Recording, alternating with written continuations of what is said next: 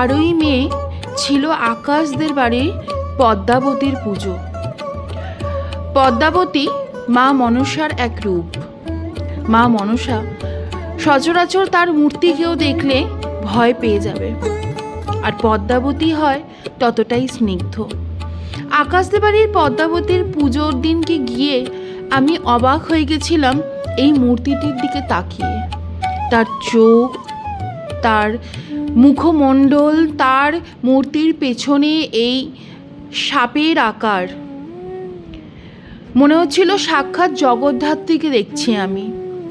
তার স্নিগ্ধ রূপ আমাকে বারবার তার দিকে তাকাতে বাধ্য করছিল। কোনোভাবেই আমার ক্যামেরাটাকে মায়ের থেকে সরিয়ে আনতে পারছিলাম না।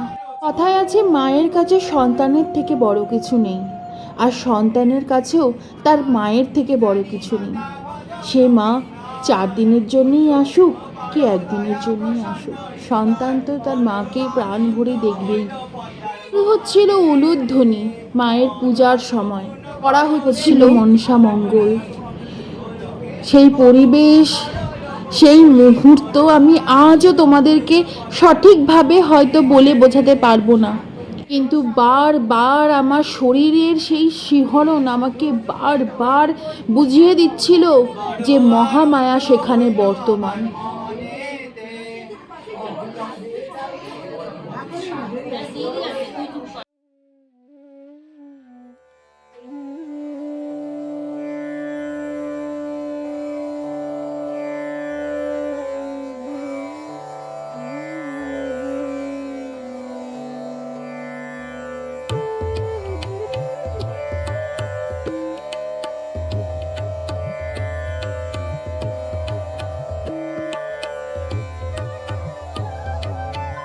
আমি দুপুরবেলা যখন গিয়ে পৌঁছালাম তখন দেখলাম মা পদ্মাবতী সুসজ্জিত হয়ে তার আসনে বসে রয়েছে এবং পুজো প্রারম্ভ হয়ে গেছে। সত্যি বন্ধুরা, এই যে রূপ আমার সারা জীবন মনে থাকবে। এই রূপ সত্যিই ভোলার নয়।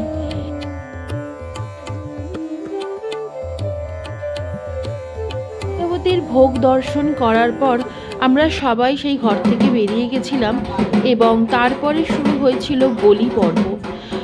তো আকাশদের বাড়িতে এই বলি আমি প্রথম দেখি, যেখানে সবজি বলি দেয়া হচ্ছিল। তিনি পুজো করছিলেন শারণ্য, তার পুজো আমরা প্রথম দেখি কল্যাণনগর দুর্গ উৎসবে। সেই উৎসবের পুজোতে উনি ছিলেন এবং পুজো করছিলেন। সেই পুজো দেখে আমরা সেখান থেকে সরে চলে আসতে পারিনি। তার পুজোর মন্ত্র উচ্চারণে এত পরিমাণে প্রবল একটা শক্তি ছিল যে আমরা বাধ্য ছিলাম সেখানে দাঁড়িয়ে থাকতে। আস্তে আস্তে করে বলি পর্ব শুরু হয় চাল কুমড়ো দিয়ে, তারপরে আরও নানান সবজি দিয়ে। আমি যতটা পেরেছি ততটা তোমাদের সাথে শেয়ার করার চেষ্টা করছি বন্ধুরা।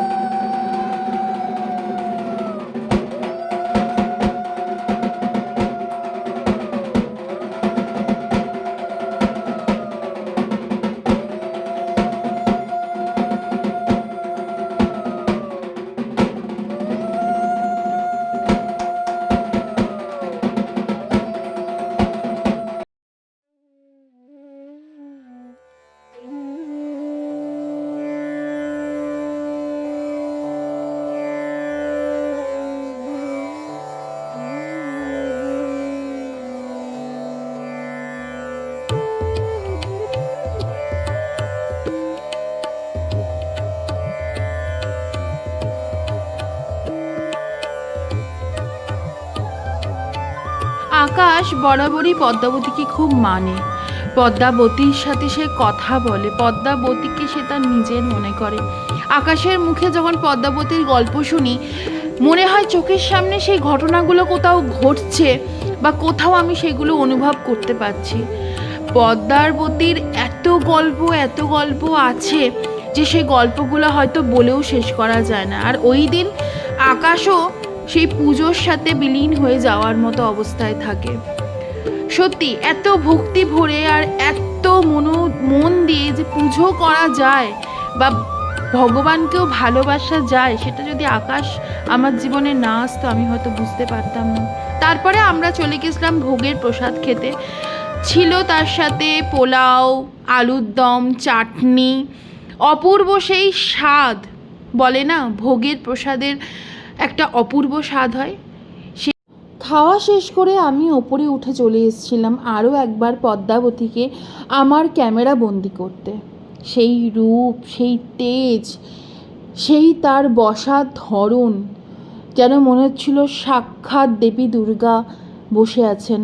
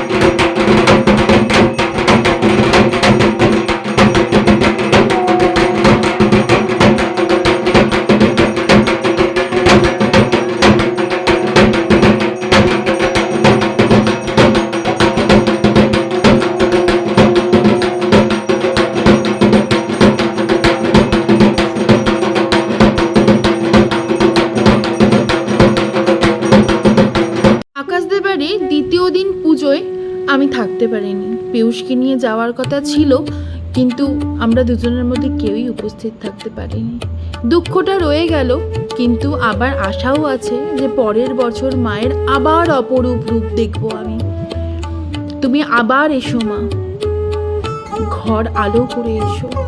আবার দেখা হবে বন্ধুরা নতুন কোনো অভিজ্ঞতায়। ভালো থেকো সবাই।